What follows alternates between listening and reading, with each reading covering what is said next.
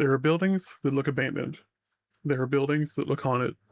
And then there are buildings that look like they've been waiting. On a hill outside Louisville, Kentucky, there's a massive old sanatorium with long empty halls, broken windows, peeling walls, and a history that's heavier than any ghost story attached to it. Waverly Hills. A name that sounds almost peaceful, almost gentle, almost like a place you might go to rest. And in a way, that's exactly what it was supposed to be. A place for rest, fresh air, sunlight, treatment, isolation.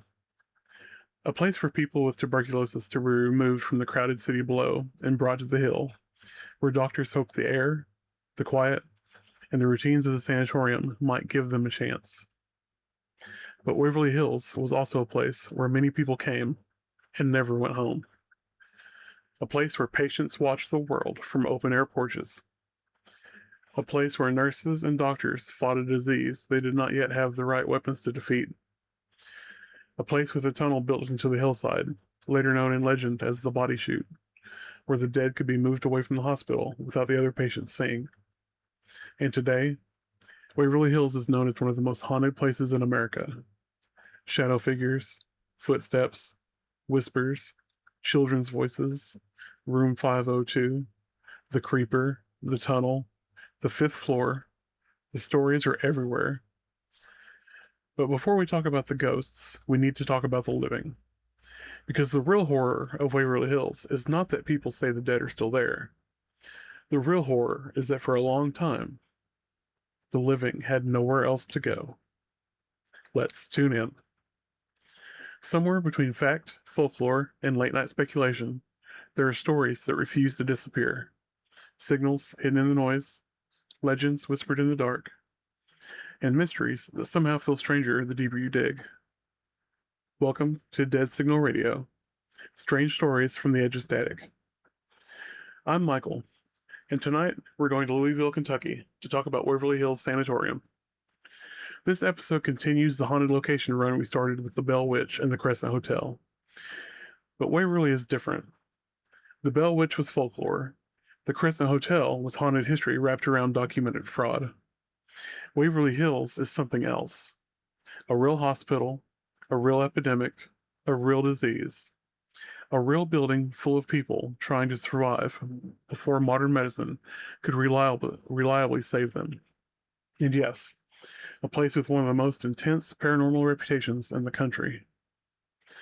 Tonight, we're going to look at the history, the tuberculosis crisis, the sanatorium movement, the body chute, the ghost stories, the skeptical explanations, and why Waverly Hills still feels so powerful. Because sometimes a building becomes haunted not because of one murder, one curse, or one legend. Sometimes a building becomes haunted because suffering happened there slowly. Day after day, year after year, room after room. Before Waverly Hills became a haunted landmark, it was a response to a public health crisis, tuberculosis. For much of human history, tuberculosis was one of the most feared diseases in the world. It was often called consumption, and that name makes sense when you understand what it did. It seemed to consume people from the inside. The disease could attack the lungs, it could cause fever, weakness, night sweats, weight loss, coughing, blood, exhaustion, slow decline. It could take months, it could take years. And before antibiotics, tuberculosis was terrifying because there was no simple cure. Today, when we talk about the disease, we're used to the idea of targeted treatment, medication, testing, specialists, modern hospitals. But in the early 1900s, tuberculosis was still a major killer. And cities had a problem: crowding, poor ventilation, poverty, industrial conditions, limited treatment options, and a disease that could spread through the air. Louisville, Kentucky was hit hard. The city's geography did not help. Louisville sits on the Ohio River Valley, and at the time, some believed the dampness and low-lying environment contributed to the spread and severity of tuberculosis. Whether every part of that explanation holds up medically is less important than the basic reality. There were many cases. People were afraid, and officials needed somewhere to send patients. That's where the sanatorium comes in. The idea behind tuberculosis sanatoriums was built around isolation, rest, nutrition, fresh air, and sunlight. Patients would be removed from crowded homes and city environments. They'd be taken somewhere cleaner, quieter, more controlled. They would rest, they would eat, they would spend time in fresh air, they would follow routines. Doctors hoped the body could fight the disease if given the right conditions. And for some people, that may have helped. But for many others, it was not enough. Because rest is not the same thing as a cure. Fresh air is not the same thing as antibiotics. Sunlight is not the same thing as modern medicine. And Waverly Hills existed in that painful gap between hope and helplessness. The first Waverly Hills Sanatorium opened in 1910. It was not the massive building people recognize today. It began as a smaller two-story facility designed to treat tuberculosis patients from Jefferson County. The idea was practical: get patients away from dense city conditions, give them air, care, and isolation, try to slow the spread, try to help the sick recover, try to keep the disease from taking even more people. But tuberculosis was not a small problem. The original facility was not enough. The need outgrew the building. More patients needed beds, more space was needed, more infrastructure, more staff, more everything. And eventually, Waverly Hills expanded into the large structure that would become famous. The building most people associate with Waverly today opened in the 1920s. It was designed for hundreds of patients, a large, imposing 5-story sanatorium on the hill, and the architecture mattered. Waverly was built for the treatment philosophy of its time: open porches, airflow, sunlight, space, a place where patients could be exposed to fresh air even when they were confined to beds. If you look at old photographs of tuberculosis sanatoriums, you often see patients bundled in blankets on open air porches. That was not accidental. Fresh air was part of the treatment, even in cold weather. Even when it seems strange now, patients might be wrapped up and placed outside because doctors believed the air was necessary. And again, that was not stupidity. It was medicine working with the tools they had at the time. Before antibiotics, doctors were trying to help the body survive. They were trying to control spread. They were trying to buy time. And at Waverly Hills, time mattered. Because some patients got better, some stabilized, some lived there for months or years, and some died there. It's easy to picture Waverly Hills only as an abandoned ruin. Dark hallways, broken glass, graffiti, ghost hunters with flashlights, people whispering into recorders. But when Waverly was operating, it was not a ruin. It was a working medical facility. It had staff, doctors, nurses, patients, laundry, food, schedules, treatments, rules, fear, hope, boredom, routine. That last part's important because horror does not always look dramatic. Sometimes horror looks like waiting for a fever to break, waiting for test results, waiting for a doctor, waiting for a letter from home, waiting to see if your cough gets better, waiting to see if the person in the next bed survives the week.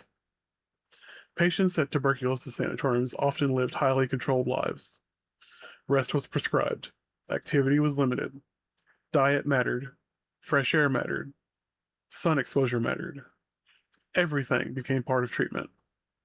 And Waverly was built around that philosophy. But emotionally, imagine what that meant. You're sick. You may be separated from your family. You're surrounded by other sick people. Some recover, some decline, some disappear from the ward and don't come back. The staff may be kind, the building may be impressive, the hill may be beautiful, but everyone knows why you're there, and everyone knows what can happen. That kind of environment leaves a mark. Whether or not you believe in ghosts, places like Waverly carry emotional residue. Not supernatural residue necessarily, historical residue, human residue. The weight of fear repeated over and over again. And that is why Waverly's haunted reputation feels different from a cheap jump scare. The building does not need a fictional backstory. The real one is already heavy. Before effective antibiotics, tuberculosis treatment could be limited, harsh, and sometimes desperate. The sanatorium approach focused on rest, nutrition, and fresh air. But there were also more invasive treatments. Some patients underwent procedures intended to collapse part of the lung. The idea was to rest the affected lung tissue and give lesions a chance to heal. That sounds extreme now, and it was. Other surgical approaches were used in some tuberculosis cases, including procedures involving the ribs or chest wall. Again, the goal was to help the lung collapse or rest. These treatments were not done because doctors enjoyed being dramatic. They were done because tuberculosis was killing people and doctors were trying to do something. That's the thing we have to remember. Waverly Hills existed before the modern antibiotic era changed everything. Today, it's easy to look back and say, why would they do that? But the better question is, what would you do if people were dying and your tools were limited? That's where the story becomes more tragic than monstrous. Waverly was not like Norman Baker's fraudulent cancer hospital at the Crescent. Baker was selling false hope for profit. Waverly was a legitimate medical facility trying to treat a deadly disease with the knowledge available at the time. That difference matters. One was exploitation. The other was desperation in public health. But desperation can still create frightening places. And Waverly was full of desperate hope. Some patients got better, some did not. Some treatments helped, some caused suffering. And behind all of it was the same fact. Until antibiotics became widely effective, tuberculosis remained a terrifying diagnosis. No discussion of Waverly Hills is complete without the tunnel, the body chute, the death tunnel. The name alone does half the work. In legend, it's one of the most infamous parts of the building, a long tunnel running down the hill, a passageway used to move bodies away from the hospital. The idea was simple and grim. Patients should not see how many people were dying. Morale mattered. Hope mattered. If patients saw bodies constantly being carried out the front door, it could crush the atmosphere of recovery. So the tunnel allowed the dead to be moved more discreetly. And whether you think of that as practical, merciful, or deeply disturbing, it's unforgettable. Because there's something chilling about a hospital needing a hidden route for death. Not because death was rare, because death was common enough that moving it quietly mattered. The body chute has become one of the central pieces of Waverly's haunted reputation. People talk about cold spots, strange sounds, figures, the feeling of being watched, the sense that the tunnel is not empty even when no one is there. And it's not hard to understand why. The tunnel is already creepy. A tunnel associated with death is worse. A tunnel under a tuberculosis sanatorium where bodies were moved away from patients who were still fighting to survive. That's the kind of place that almost creates its own ghost story. Even if nothing paranormal ever happened there, it would still feel haunted. Because you know what it was for. And sometimes knowledge is enough to change a space. The world changed when antibiotics changed tuberculosis treatment. Streptomycin and later drug therapies gave doctors weapons they had not had before. Tuberculosis did not disappear overnight, but the need for large, isolated sanatoriums began to fade. Waverly Hills closed as a tuberculosis hospital in 1961. That date matters, because it marks the end of one era and the beginning of another. The building did not immediately become the haunted landmark people know today. It had other uses. It later operated as a geriatric facility under the name Woodhaven. That period also had its own difficult story and allegations of poor conditions. Eventually, the building was abandoned, and abandoned buildings change. Windows break, paint peels, water gets in, metal rusts, vandals enter, stories multiply. Once the hospital becomes empty, imagination moves in. Every empty room becomes a question. Every hallway becomes a photograph waiting to be taken. Every rumor becomes easier to believe. And Waverly Hills, sitting on that hill, already carried decades of sickness, isolation, and death. So when the building fell into decay, the haunted reputation grew. It almost had to. The place looked like America's haunted hospital. And over time, that's exactly what it became. One of the most famous haunted locations inside Waverly Hills is Room 502. Like many haunted location stories, the details vary depending on who is telling it. Room 502 is often connected to the story of a nurse who supposedly died there. In some versions, she took her own life. In others, there are claims involving pregnancy, despair, or another nurse later dying by falling or jumping. The problem is that these stories are difficult to verify cleanly, and that matters. Because when a building becomes famous for hauntings, stories can attach themselves to specific rooms. A number, a hallway, a floor, a window. The details become part of the tour mythology. That does not mean nothing happened, but it does mean we need to be more careful repeating dramatic claims as fact. So here's the honest approach. Room 502 is one of Waverly's most famous paranormal legends. People report strange feelings there. Some say they hear voices telling them to get out. Some claim to have seen figures. Others describe unease, pressure, or a sense of being watched. But the most dramatic backstory should be treated as legend unless it's clearly documented.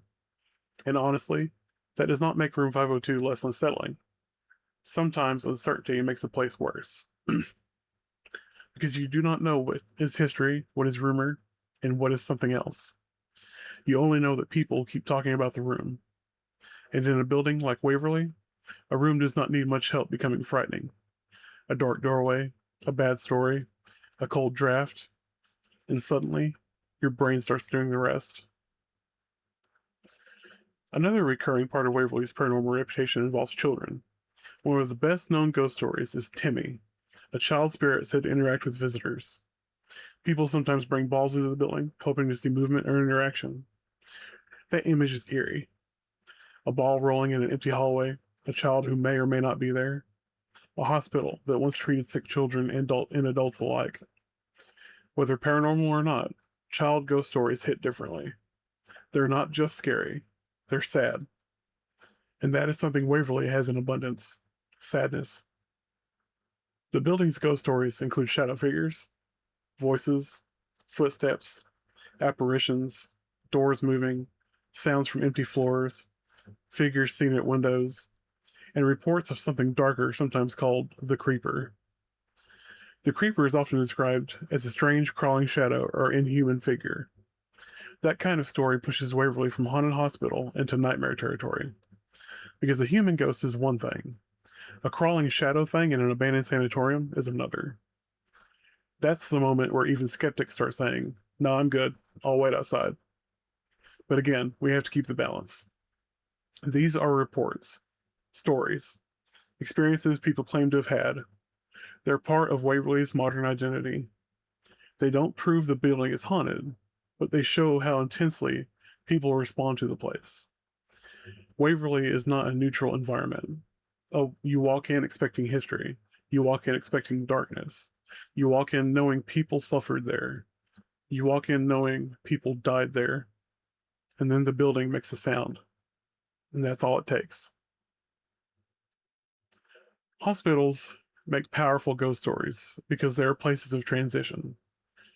People enter them in moments of fear, pain, hope, birth, illness, recovery, death. A hospital is where life changes, sometimes for the better, sometimes forever. Old hospitals carry those associations even after they close. And Waverly Hills is one of the strongest examples in America because it was not just any hospital.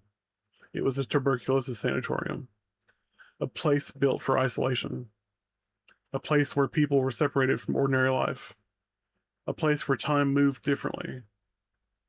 If you were a patient, Waverly was not just where you received treatment. It was where you lived, where you waited, where you watched other patients improve or decline, where the outside world became distant. That kind of setting is almost designed to produce haunting stories later. Long corridors, patient rooms, medical equipment, a death tunnel, a fifth floor, a hilltop location, abandonment, decay, legends, paranormal investigators, television shows, tours. All of that layers together. And eventually, the building becomes more than a building. It becomes an icon. Waverly Hills is not just allegedly haunted. It is famous for being haunted. That fame changes the way people experience it. If you walk into Waverly at night, you're not just walking into an old building. You're walking into every story you have ever heard about it. And that matters. Because expectation is powerful, but so is place. And Waverly has both. So let's be clear. There are skeptical explanations for many Waverly experiences. Old buildings make noise, especially large decaying buildings. Wind moves through broken windows, metal expands and contracts, water drips, animals get inside, footsteps echo strangely, voices carry in odd ways. A flashlight beam catches the shape and the brain turns it into a figure. A person expects to feel something and then does. That does not mean they're lying. It means human perception is complicated. Put someone in a dark, abandoned hospital with a reputation for ghosts, and their senses will be on high alert. Every sound becomes meaningful. Every shadow becomes suspicious. Every cold spot becomes evidence. And if you're there with a group, suggestion spreads.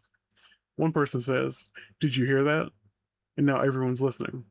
One person says, "I saw something move." Now everyone is scanning the hallway. Fear is contagious. Expectation is contagious. Stories are contagious.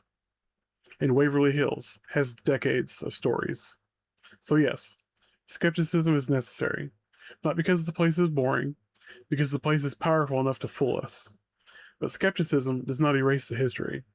It does not erase the suffering. It does not erase the fact that people died there. It does not erase the emotional weight of the building. It simply keeps us honest about the difference between a feeling and proof. And haunted places live in that difference. Now, with all that skepticism said, I understand why Waverly has the reputation it does. Some places feel wrong in a way that's hard to explain. Not evil necessarily, not dangerous, but heavy. Waverly Hills is one of those places. The building itself is intimidating. The history is grim. The architecture is perfect for echoes and shadows. The body chute is unforgettable. The stories are relentless. And people continue to report experiences. For believers, Waverly is not just suggestive, it's active. They point to footsteps where no one is walking, voices when no one is speaking, figures seen in windows, balls moving, shadows crossing halls, strange sounds in the tunnel, a presence on the fifth floor, something crawling where nothing should crawl. And maybe the strongest argument believers have is not one single piece of evidence, it's the volume of experience. The consistency of people saying, "I went there and something happened." That still does not prove ghosts, but it's why the building refuses to become just another abandoned hospital. Waverly has a pool. People go there to investigate, to test themselves, to feel the atmosphere, to see whether the stories are just stories. And many leave convinced they encountered something, or at least something they can't easily explain.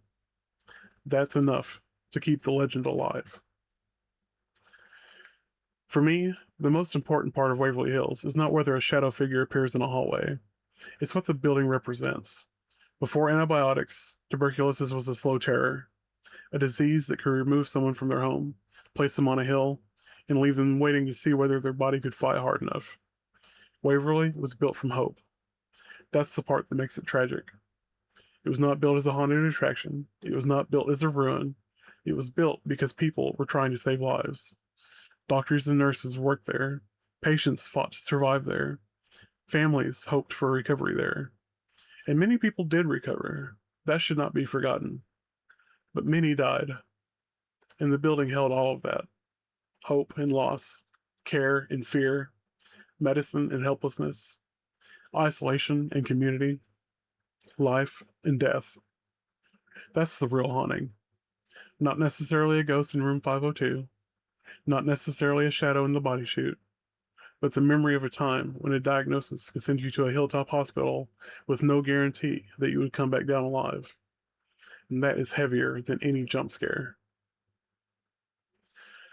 So what do I think about Waverly Hills? I think it's one of the most powerful haunted locations in America. Not because I can prove every ghost story. I can't. Not because I think every sound in the building is paranormal. I don't. But because Waverly has the kind of history that makes the place feel permanently changed. The tuberculosis years were real. The isolation was real. The fear was real. The body chute was real. The deaths were real. The building's later decay was real. And the stories people tell now are part of how we process that kind of place. Do I think Waverly is haunted? I think it depends on what you mean by haunted. If haunted means ghosts are definitely walking the halls, that is harder to prove. If haunted means a place carries its history so heavily that people can feel it generations later, then yes, Waverly is haunted. Maybe by spirits, maybe by memory, maybe by architecture, maybe by expectation, maybe by all of it at once. But whatever is happening there, Waverly Hills has become more than a building. It is a monument to fear, medicine, suffering, and survival. And maybe that's why people keep going back. Not just to hunt ghosts, but to stand inside a place where the past still feels close. A place where every hallway seems to ask the same question. If these walls could speak, would we really want to hear what they remember? But that's all for tonight. Thanks for spending a little time with me here at Dead Signal Radio. If you enjoyed tonight's mystery, follow along for more strange stories, legends, haunted places, and late night rabbit holes. Until next time, stay curious. And if you hear static, maybe listen a little closer.